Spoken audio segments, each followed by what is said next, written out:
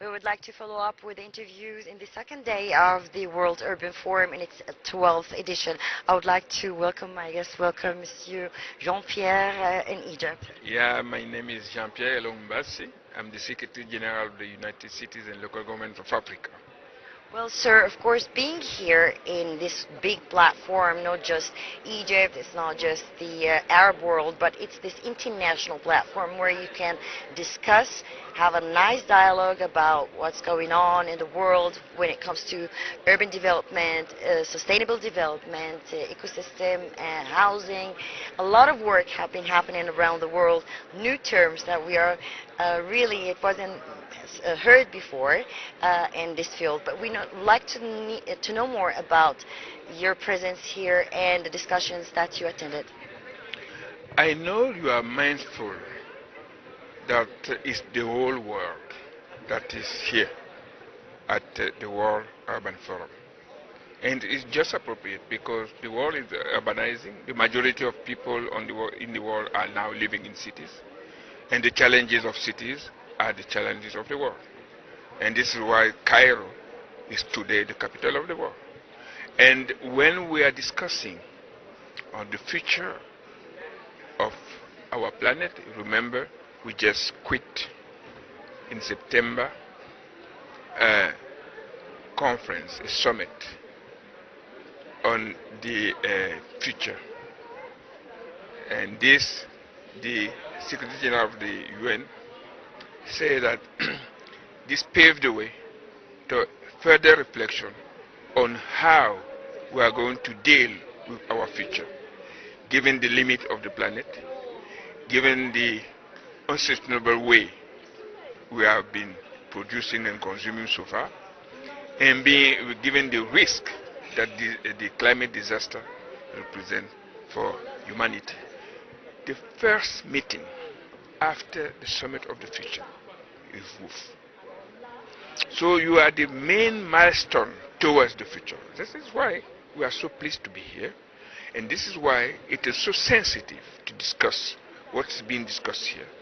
And the people came here with a lot of hope, and we are proud to be in Cairo because of what I call the message of oneness of this city and this country, bridging past and future, bridging generations, and sending out a message of our common history and common humanity.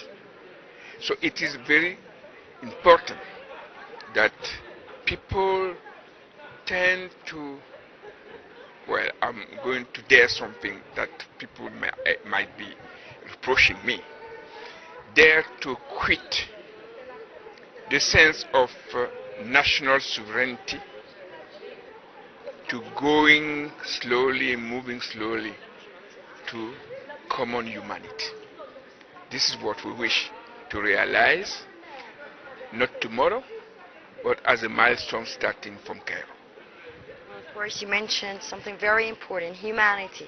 As you said, building better future, building better environments, building better housing, as you said, is not something that is, of course, it needs a lot of work, but in the end, it's going to lead to a better future, better life, as you said, youth, better life, better future, probably end of poverty. We need to look more about the people in need, the nations in need, and we work all together with such a dialogue, such platforms, getting more experience from experts, and it's changing that.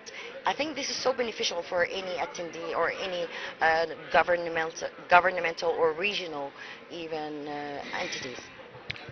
You know, we came here conscious that we are not in a world that cares that much about human dignity. And we are here to confirm that unless we adopt this standpoint that we all deserve being considered as human beings with equal dignity, And if we are considered that way, then we have a vision of our common humanity. And this vision, we have to share it in cities that for too long have been competing among themselves, disseminating in the heads of citizens that fight is the only way we can survive.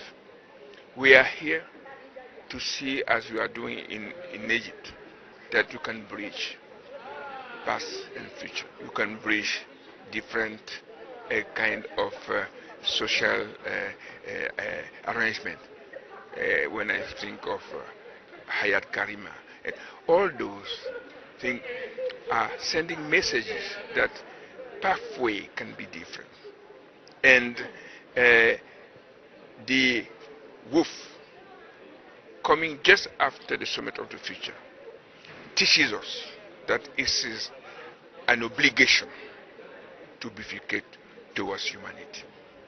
Of course, I've seen different sessions and panels, each talking about different aspects, different fields, but in the end, it's all merging for one cause. It's all merging and entwining for the beneficial of better future and sustainable development.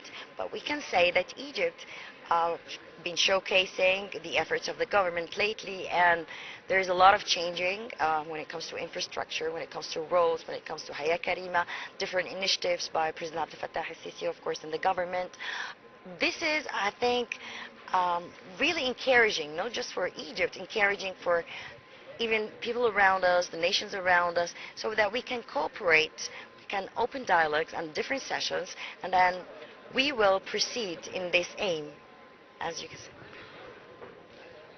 I started my intervention by saying that Egypt and Cairo, the choice of these two locations, national and local city, has a meaning after the Summit of the Future.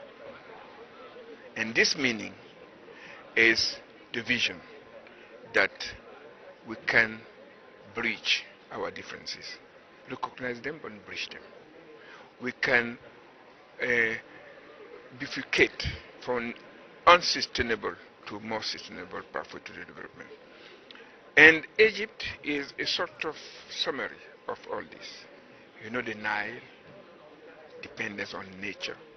So Egypt knows what is nature and being in harmony with nature. This is a huge lesson for all of us. And they also know that, of course, you have to live with nature, but at the same time with people, because it's people that make you. And remember the Ubuntu lesson. You are because we are. So this is the lesson of Africa to the world. You are because we are. So this oneness, we have to build it in cities, because this is where the most conflictual situations are. So if I succeed to build it, to build it in my city, I've succeeded to build it for the world. Well, Monsieur Jean-Pierre, merci beaucoup. And welcome to Egypt, and we would like to see more of such mindset in the future. We would like to thank you so much for your delightful interview. Thank you. Thank you.